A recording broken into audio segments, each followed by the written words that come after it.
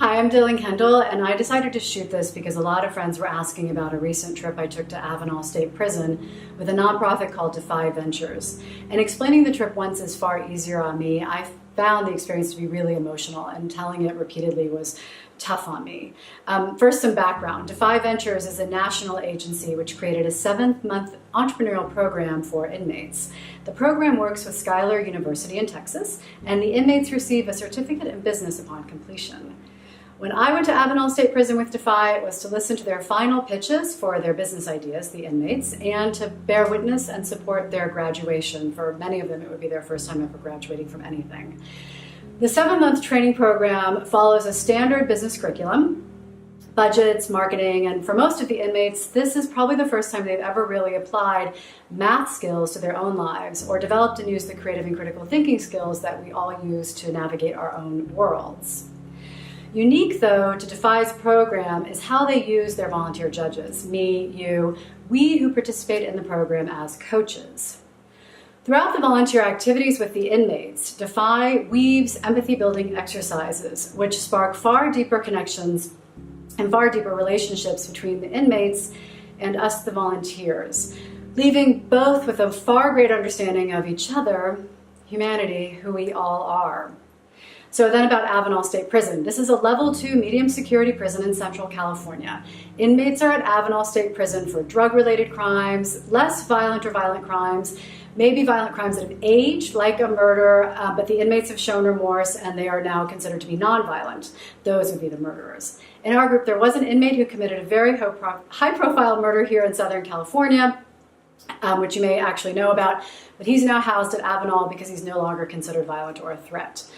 Most of the crimes that we were dealing with were gang-related. Most of the inmates were Latino. Like all California prisons, Avenal is at twice capacity with prisoners sleeping on bunk beds, in the gym, in the recreational rooms. Avenal is designed for 3,000 inmates and currently houses 4,500 inmates. At times it's bloated to 7,000. So we got there very early. The volunteers arrive around 6 a.m. in the morning. At a central meeting place, we take a coach up to Avenal. About 3 hours later, we arrive at 9. There is a state-mandated dress code, no phones, no technology. So a day before I went, I have to say I felt overwhelmed, and I tried to back out. But I watched a video from the founder of Defy who basically said, right about now you're feeling overwhelmed, and there are a million other things that you should be doing. And I thought, oh crap, she's totally called me out on my excuses. I'm just that predictable. So I couldn't swallow giving up, and I went.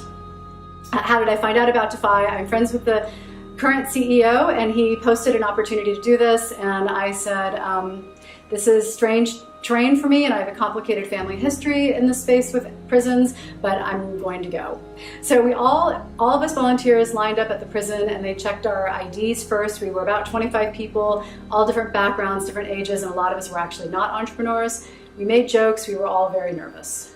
We had name tags we made on the bus with our name on them and something positive in front of it, like I was Dynamic Dylan.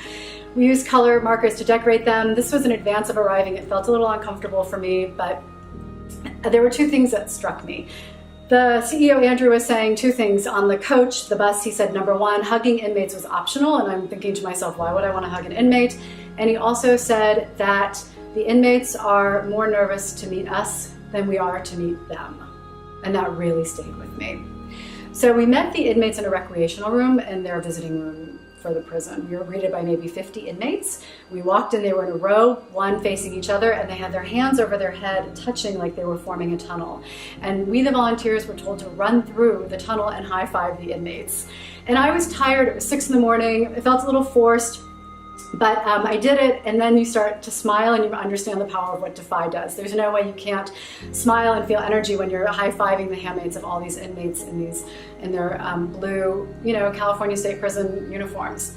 We were then given bingo cards as an icebreaker, and the bingo cards had a series of questions on them that we had to kind of walk through the room and mingle with the inmates to ask them, like, how many of you have done a presentation deck?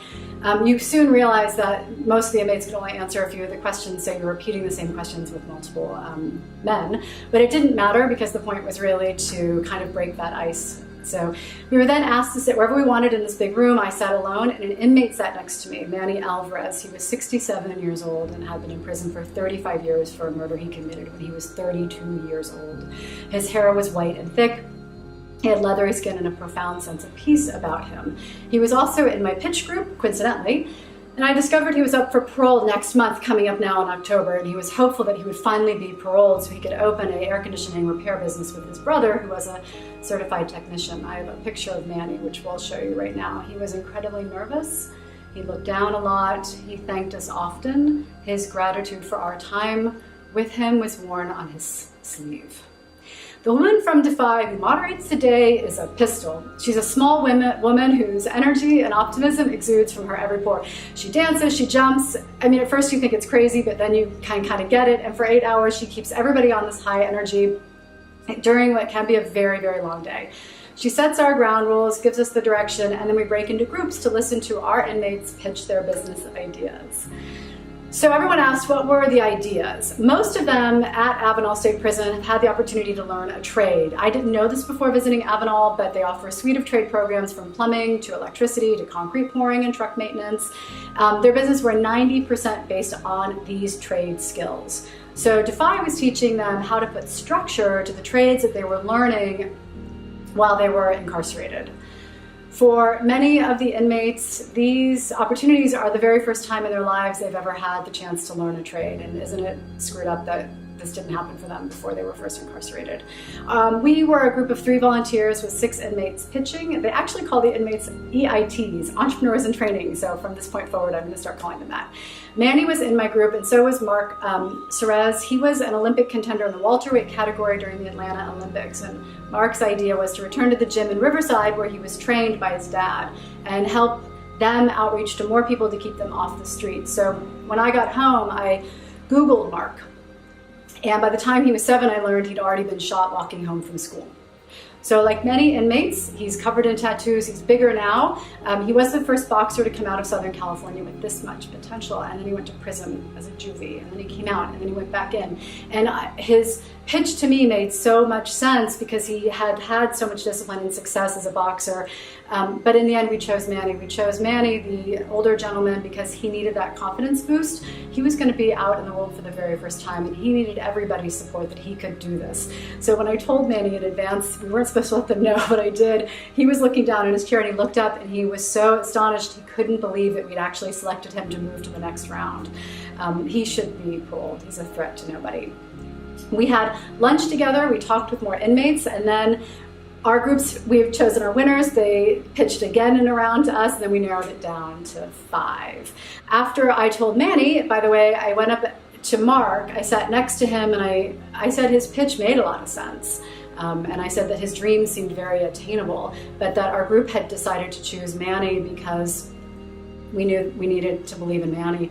And it was pretty moving. Mark looked at me and he said, I understand. Brotherhood is not lost here. In fact, the bonds of humanity are probably far greater than they are out in the world. I was very moved by Mark's understanding. It wasn't competitive, like he didn't feel we made him second, he saw what we had done. After lunch, we broke into an exercise for which Defy is pretty well known. It's called Step to the Line. Volunteers line up on one side of a line, taped onto the floor, 2 feet away, eye to eye with the inmates, and I have a lot of photographs of this. An inmate walks down the middle handing out tissues, and I didn't really understand why, so I didn't take one. Tony Marks, another inmate who was directly across from me, gave me his tissue only minutes in. The moderator then walks on the line between the 2 groups and asks a series of questions. If you agree, or if the question's answer is applicable to you, then you stay on the line, and if you cannot agree, or if it's not applicable, then you step back and return when the next question is asked. Dozens of statements are read. Remember, you're eye to eye, you're not allowed to look down, and so the groups keep changing those who come to the line and who step away from the line. I found a few articles written about this. It's, again, really a well-known program, and the questions are stuff like, I've had my heart broken. Everyone in the room stays on the line. I dropped out of high school. Almost every inmate or EIT steps forward, but only one of the volunteers stepped forward. I've been in a fight to prove myself. All but 3 of the ETs move forward. All the inmates move forward. I grew up in poverty. My mom or dad has been to prison. At least one of my parents abused drugs or alcohol. I was born to a teenage mother. I became a teenage parent myself. My parents tucked me into bed and told me I was loved, and all the volunteers stay on the line. Violence took place in my home growing up. All the EITs stay on the line. I've been in prison for 2 years, 10 years, 20 years, more than 30 years. And in the end, Manny with 2 others were the only people on the line in prison over 30 years. When I was 18, I thought I wouldn't make it to 21. All of the volunteers stepped back. All of the inmates stepped forward. I'm on a journey of self-transformation, and every single one of us stood on the lines making eye contact. We were told we couldn't break eye contact, and it's really not hard to look down. So Tony reaches out to me, and he hands me a tissue, another inmate, and I can see in his own eyes that he's beginning to cry as well. It is phenomenally moving. This is where you know that the higher power is found, when we truly connect with each other, when we're forced to look into each other's eyes and realize we are far more similar than we are different. After the step to the line exercise, we walk back into little groups. Tony finds me. I have another photo here. You can see I'm looking away. My eyes are red from crying. And I learned Tony's story. Tony was incarcerated last year, again, for credit card theft. He got 6 years this time, since it's not a first-time offense for him. And then Tony tells me a story growing up. Growing up, he and his 3 siblings had to pretend that they had mental disabilities to get SSI. His mother made them do this. By the time Tony turned 18, this was discovered. And by the way, defrauding the federal government is a federal crime, and he served 1 year in a federal penitentiary for a crime for which he truly did nothing. At that point, the federal government says, we're going to garnish your wages forever. So of course he doesn't get a job, and he's marginalized and forced to do things which are not going to be tracked by the federal government. And he primarily sold drugs and had been arrested in and out for drug trafficking for the past 20 years. He was losing his hair. He had very few tattoos. He said, I'm not a skinhead. I literally am suffering from premature male pattern baldness. And again, you ask yourself, why is this the way we fix broken people, by putting them into a prison where they only become more broken? Then we stepped down to the graduation ceremony, and here we were told, first of all, that we will continue to applaud for every single inmate, even if our hands are bleeding. And we didn't really need to actually be told that, because it's impossible to not want to continue to applaud. Every inmate dons the blue cap and gown. And for many of the inmates, this is the very first time in their lives they've ever had the opportunity to wear a cap and gown. A lot of them entered, while teenagers, the juvie system, which then funnels them right into the adult prison system. Some get their GEDs in prison, but they've never worn a cap and gown. The most important thing I took away from the cap and gown ceremonies is the smile. There is nothing more transformative than a smile. This is where humanity truly comes through in pride and joy and happiness. And I can't stop thinking about all the smiles on the inmates. About 10% had family that came in to see the graduation. Only about 10% had family. They were just truly the hugs and the happiness. After the graduation ceremony, the inmates are given a chance to sort of pick out their favorite volunteers. So Tony, the man I had spoken with earlier, sought me out, and he had a rose, and he had this very small orange bear. And he comes up to me and he says, my name is Tony Marks. You can find me online in the inmate search. Please find me and please write me a letter. Because he said, here's the difference with this. You get to leave, but I cannot. And I was crushed, and it really struck with me, and I still don't actually know what I'm going to do about that, because he can't leave. He's right. We're there for the day, and we are having the opportunity to learn about people in a way that we've never discovered, but we can leave, and Tony cannot. At this point, I finally understood why we were told that hugging the inmates was our choice, what we heard at the beginning of the day, because the opportunity to feel really connected to another human being was beautifully orchestrated by Defy. I then found Mark Suarez, the boxer, and I went over to say goodbye, and he looked down at me because he was really tall, and he simply said, can you help me? Will you help me? And my heart was shattered. I'm still figuring this part out. 2 weeks later, since I went to Avenal, it doesn't go away, it stays with me.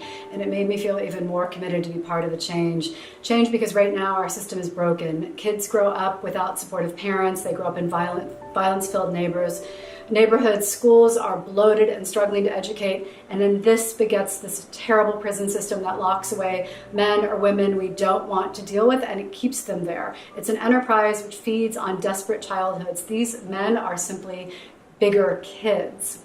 So I'm returning in a month to a women's prison, and I hear for women inmates, it's about 90% of incarceration due to trafficking or domestic abuse. And later this year, I'm going to visit a level 3 prison with Defy. Change begins when we shed ignorance, which I possessed before my visit to Avenal State Prison. And change begins when we hear and we respect each other. So I did this video because I'd love for you to come with me. Clearance forms for the California Institute in Corona are actually due this Thursday, so it's very fast. They're later for the men's visit at the end of October. You will have, what I was told, a transformative experience. You will understand how important and valuable each and every one of us are on this planet. I highly encourage you to come with me. Thank you.